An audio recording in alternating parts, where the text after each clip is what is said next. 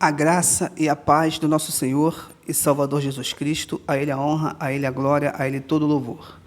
Meus amados irmãos, continuando a falar de Israel do Norte e sua queda, nós já vimos assim no estudo anterior a queda de Salomão, o motivo pelo qual Deus dividiu as tribos, 10 para Israel do Norte e 2 para Israel do Sul. O motivo foi o pecado, a idolatria de quem? Salomão, um homem segundo a palavra, que tinha uma sabedoria que não ia ter ninguém antes nem depois dele, assim está escrito. Um homem que Deus deu toda a sabedoria do mundo, toda a inteligência do mundo, mas que no seu final de carreira ele desaponta o Senhor, porque casou com várias mulheres estrangeiras, que o levou à decadência, e o levou até adorar deuses estranhos e fazer sacrifícios com crianças. Meus amados irmãos, o que levou à cisão, ou seja, a divisão das tribos, foi os pecados de Salomão. 120 anos, o reinado de Israel foi uma maravilha. 40 com Davi, 40 com Saul, 40 com Davi e 40 com Salomão. E no final de carreira, Salomão dá esse mole. Ele simplesmente desobedece às ordens de Deus e começa a adorar deuses estranhos. Deus então divide as tribos, 10 de Israel do Norte, 2 de Israel do Sul. E agora nós vamos falar sobre essa queda de Israel do Norte. O que levou Israel do Norte a cair? Por que Israel do Norte caiu? Amados, nós falamos também sobre o ato profético do profeta Ahias, que chegou até Jeroboão, pegou 10 pedaços do seu vestido novo, que ele tinha acabado de colocar no corpo, arrancou o vestido, cortou em 10, ou melhor, arrancou um pedaço do vestido, cortou em 12 pedaços e deu 10 na mão de Jeroboão, através de um ato profético, dizendo que ele agora vai reinar sobre as 10 tribos de Israel. E assim aconteceu. Agora, Jeroboão, filho de Nebate, é o rei de Israel do Norte, e sobre ele está a responsabilidade das 10 tribos. Enquanto que, em Jerusalém, capital Judá, está 2 tribos, Judá e Manassés, sendo o rei dessas 2 tribos, Roboão, filho de Salomão. Então, agora nós não temos mais um Israel unido, nós temos agora 2 Israel, Israel do Norte e Israel do Sul. Pois bem, partindo para Israel do Norte, Israel do Sul vai ficar para bem depois. Israel do Norte, agora, Jeroboão reinando sobre esse povo, Deus espera que as coisas mudem, que as coisas fiquem diferentes como foi através de Salomão. Porque Salomão reinou muito bem no seu início, na sua carreira, na sua nova carreira de rei, com 15 anos de idade assumiu o reinado, mas depois ele começa a se perder e se perde muito feio, a ponto da ira do Senhor vir contra Salomão e Deus suscitar até os seus inimigos, que já havia até esquecido dele, para vir atrás dele para poder matá-lo, assim como aconteceu. Então Deus agora pega Jeroboão, o cara que trabalhava nas obras lá de Salomão, um pedreiro lá especial, um mestre de obra ou algo parecido, e entrega nas mãos dele as 10 tribos de Israel. Irmãos, não procurem na Bíblia que Jeroboão era funcionário de Salomão, era um pedreiro, um mestre de obra, porque na Bíblia não fala sobre isso. Aí tem que fazer um estudo mais profundo, mais teológico, para poder entender isso, mas ele realmente era isso. Tanto que Deus vai falar que vai entregar as 10 tribos na mão do servo dele, ou seja, daquele que não é servo como servo de Deus, é servo aquele que trabalhava, que era escravo, ou outra coisa parecida com isso. Em suma, Jeroboão era funcionário nas obras especiais que Salomão fazia. A sua função era aplainar o terreno. Deus entrega na mão desse cara as 10 tribos. Porém, tem um ditado que diz no mundo que quem nasceu para largatixa não chega a jacaré. E quem nunca comeu melado, quando come se lambuza. E foi exatamente isso que aconteceu com Jeroboão. Vamos dar uma lida aqui no capítulo 12, no versículo 25, que fala sobre a idolatria de Jeroboão. Jeroboão edificou Siquém na região montanhosa de Efraim e passou a residir ali. Dali edificou Penuel. Disse Jeroboão consigo: agora tornará o reino à casa de Davi. Se este povo subir para fazer sacrifício na casa do Senhor, em Jerusalém, o coração deles se tornará a seu senhor, a Roboão, rei de Judá, e me matarão a ele, e me matarão e tornarão a ele, ao rei de Judá. Perceba que Jeroboão já começa a pecar contra o Senhor, porque ele já começa a colocar dúvida no reinado dele. Foi o próprio Deus que falou com ele através do profeta Aías, através daquele ato profético, através daqueles 10 pedaços do vestido do profeta que deu na mão dele, dizendo que ele reinaria. Bastava apenas ele quê? Ouvir a voz do Senhor, seu Deus, e fazer tudo conforme os mandamentos, tudo conforme os estatutos do Senhor. Isso está lá no capítulo 11, onde nós lemos, capítulo 11, no versículo 38 de 1 Reis. Então, era só ele ouvir a voz do Senhor. Ele não precisava fazer mais nada. Deus já tinha garantido para ele que se ele ouvisse, se ele fizesse tudo conforme a voz de Deus, ele seria como Davi, o servo dele. E todo mundo sabe que Davi foi um grande rei. Apesar dos seus erros, era segundo o coração de Deus. Mas Jeroboão, já no primeiro versículo, ele já começa, no versículo 25, ele já deixa a incerteza e a insegurança tomar conta dele, dizendo que se o povo fosse lá em Jerusalém adorar, porque naquela época, devemos entender isto também, só havia um templo. E se o templo, por exemplo, hoje fosse lá no centro da cidade, e você morasse lá em Cabo Frio, você tinha que vir de Cabo Frio para adorar aqui no centro da cidade. Se você morasse lá em Santa Cruz, tinha que vir de Santa Cruz para adorar no centro. Se você morasse lá em São Paulo, você tinha que vir de São Paulo para adorar aqui no centro da cidade. Era assim que funcionava. Então, o medo de Jeroboão, já no primeiro versículo do texto, é do povo ir para lá e se voltar para o rei de lá, não voltar mais para o reinado do norte. Mas não foi Deus que falou que se ele fizesse todas as vontades de Deus, ou melhor, perdão, todas as vontades não, todos os mandamentos, seguisse todos os mandamentos, que seguisse todas as leis de Deus, que ele seria como Davi, seu servo? Então Deus está falando assim: meu irmão, se você escutar o que eu te falar, teu reinado vai explodir. Tu vai ser um dos melhores reis, vai ser assim como Davi, meu servo. O que eu aprendo com isso, irmãos?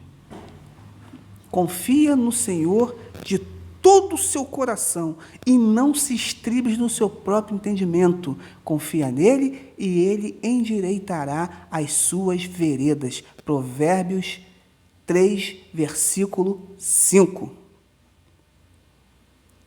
Confia no Senhor de todo o teu coração e não se estribes no seu próprio entendimento. Mas foi isso que Jeroboão fez. Se estribou no próprio entendimento dele.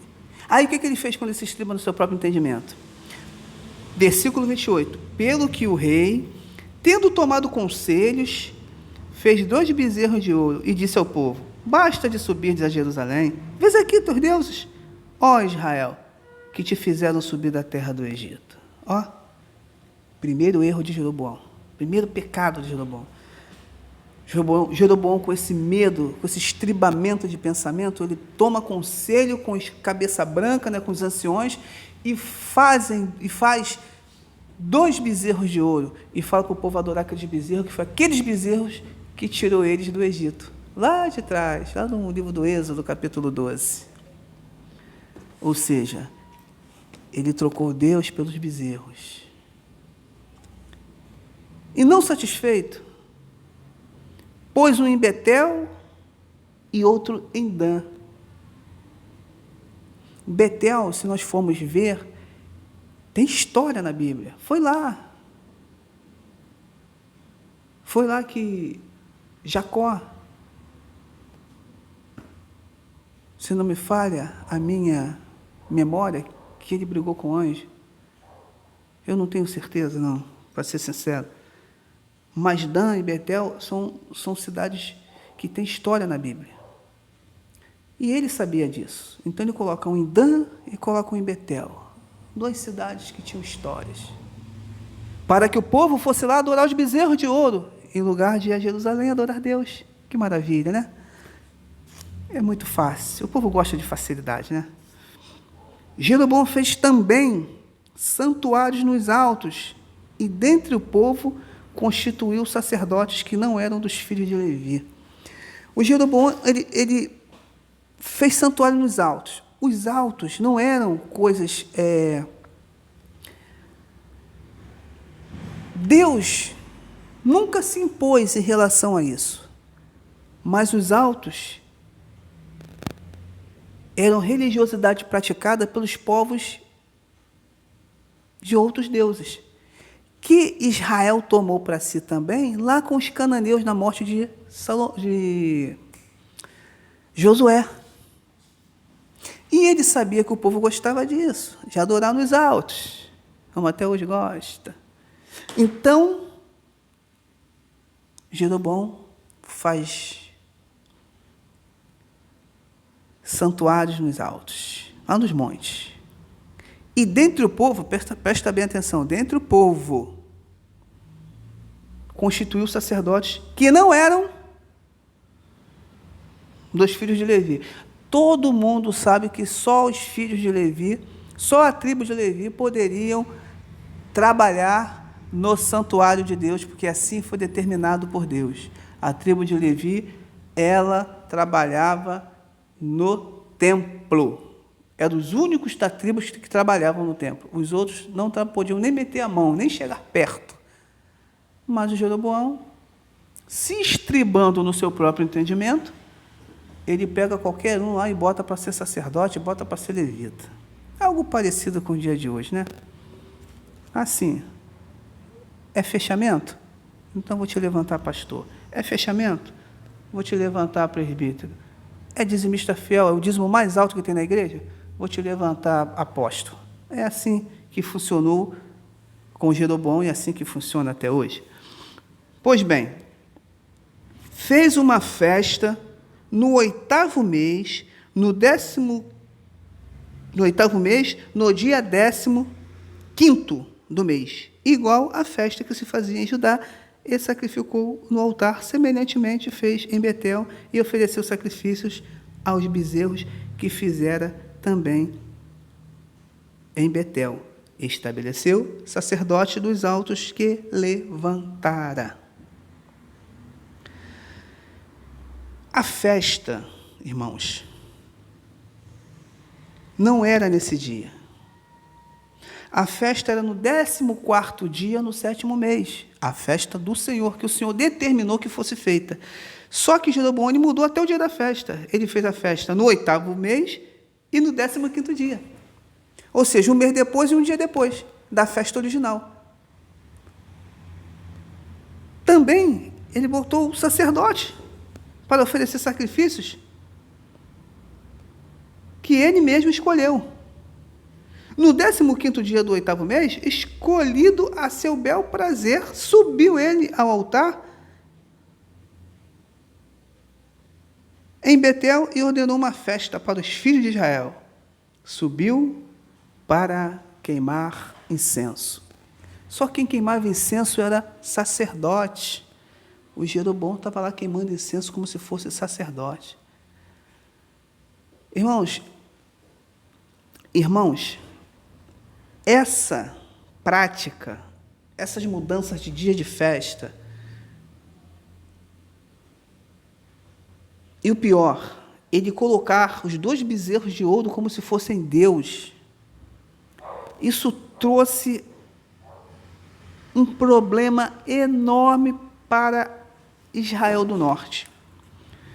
Porque a partir dos pecados de Jeroboão, nenhum rei em Israel do Norte foi bom. Cada rei era pior do que o outro até o final de 150 anos de reinado. A ponto que, quando o último rei morre, 150 anos depois, Deus vai dizer assim: e o rei fulano de tal seguiu os caminhos de seu pai, Jeroboão. Ou seja, todo o pecado de Israel, dos reis de Israel, foi culpa de Jeroboão. Deus culpou Jeroboão, o primeiro rei de Israel, por todos os erros dos restos dos reis de 150 anos de reinado. Por causa dessas atrocidades religiosas que ele fez. Por causa desse estribamento de pensamento.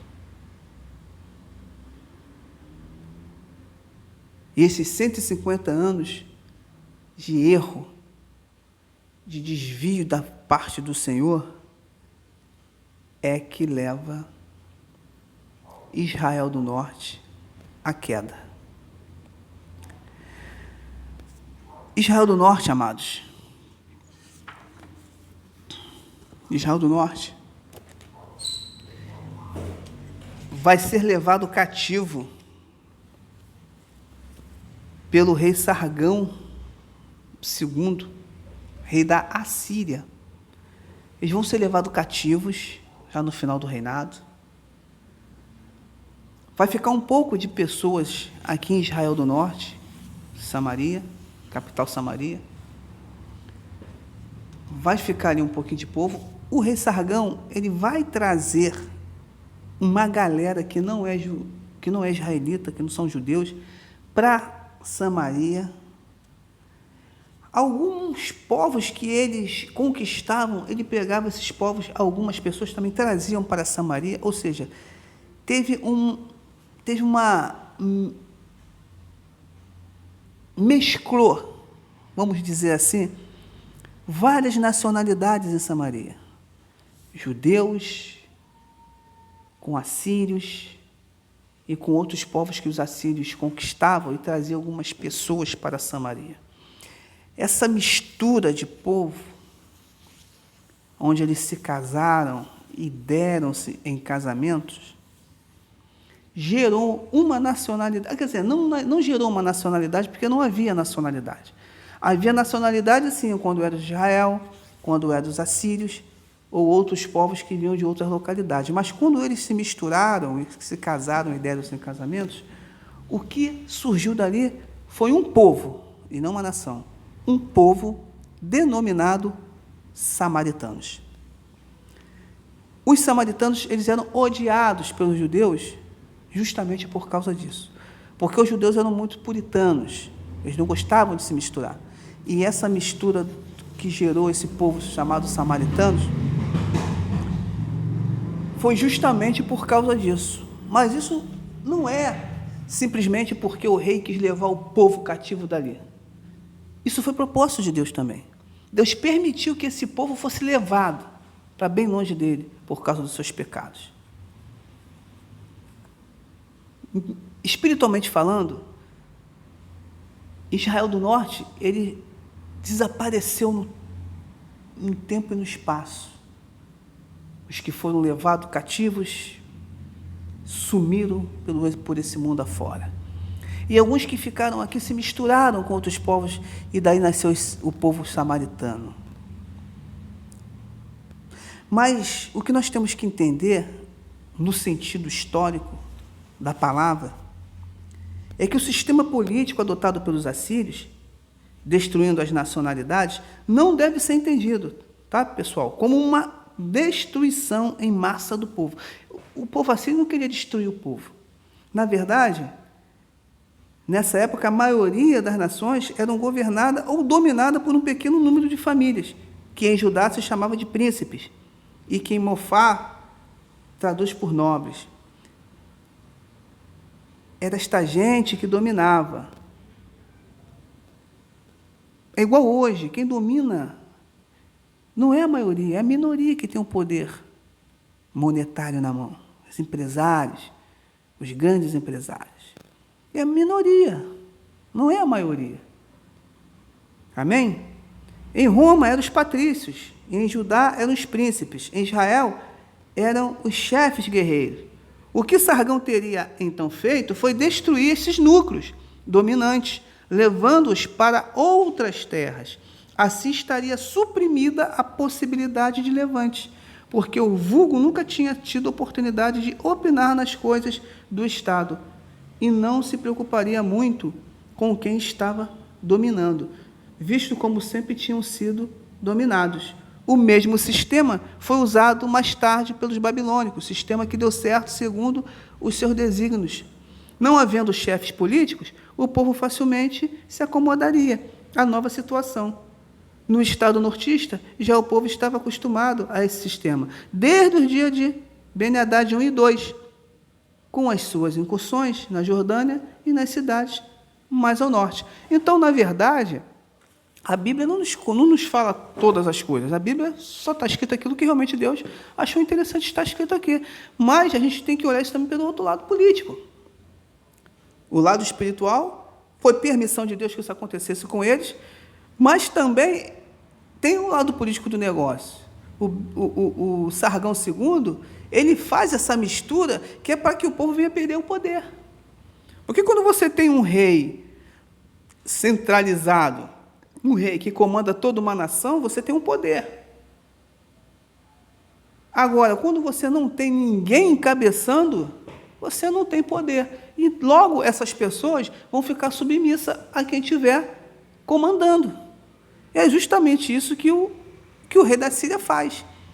Ele leva Israel para lá, traz um povo para cá, ele mistura todo mundo, e aí não existe nacionalidade, não existe razão de ser, não existe razão por brigar por quê e para quem. Por quê e para quem? Quando você tem uma nacionalidade, quando você tem um chefe de Estado, você tem por que brigar. Mas você não tem. Os samaritanos não tinham isso. Não tinham rei. Não tinha ninguém que comandava. Era um povo que quem chegasse lá mandava.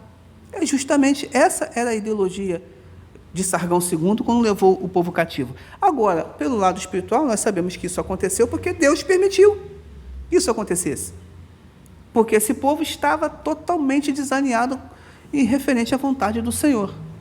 São levados cativos, acaba Israel do Norte some da história e fica ali aqueles povos misturados, da onde nasce um povo denominado samaritano. Um povo que adorava Deus de Israel e, ao mesmo tempo, adorava outros deuses. Mas isso também é explicável. É explicável porque eles eram uma nação misturadas. Na verdade, eles não eram nação, eles eram um povo misturado. Então tinha o povo israelita que se misturou com os assírios, que se misturou com outros povos, eles tinham os seus deuses, ao mesmo tempo os israelitas tinham o Deus de Israel, e aí ficou aquela religião misturada. Mas eles adoravam o Deus de Israel também. E nós vamos ver isso mais à frente, quando Neemias ele vem para a construção dos muros, e os povos da terra começou a querer atrapalhar a construção, dizendo que eles também adoravam o Deus de Neemias. E era uma verdade, só que com uma certa mistura, porque o povo era misturado. Sambalate, Tobias, arábios, como diz lá o texto, eles eram arábios. Então eram um povo misturado. Aquela mulher de Samaria, quando tem aquele encontro com o Senhor Jesus, no poço de Jacó, e quando ela fala para Jesus, quando o Messias nos falará tudo isso. Ela fala de Jacó. O Jacó, nosso pai, bebeu água nesse poço, assim como os seus animais. Então ela conhecia a história, mas ela era uma samaritana, mas porque era um povo de misturado.